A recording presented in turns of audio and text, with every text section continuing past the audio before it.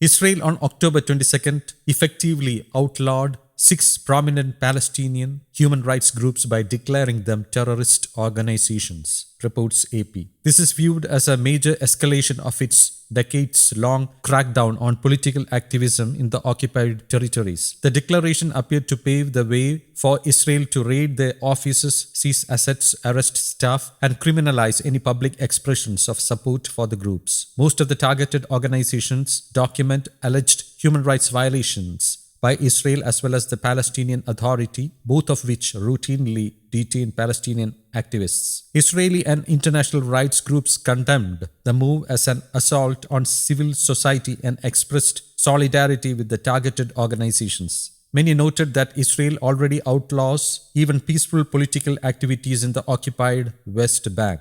Palestinians want the territory which Israel captured in the 1967 war to form the main part of their future state. The designated groups are Al-Haq, a human rights group founded in 1979, as well as the Adamir Rights Group, Defense for Children International Palestine, the Bizan Center for Research and Development, the Union of Palestinian Women's Committees, and the Union of Agricultural Work Committees. The Israeli Defense Ministry said they are secretly linked to the Popular Front for the Liberation of Palestine, a secular left-wing movement with a political party as well as an armed wing that has carried out deadly attacks against Israelis. Israel and Western countries consider the PFLP a terrorist organization. The ministry's statement was released during the Israeli and Palestinian weekend. Representatives from the targeted organizations could not immediately be reached for comment. The Defense Ministry said the organizations are controlled by senior leaders of the PFLP and employ its members, including some who have participated in terror activity. It said the groups serve as a central source of financing for the PFLP and had received large sums of money from European countries and international organizations without elaborating.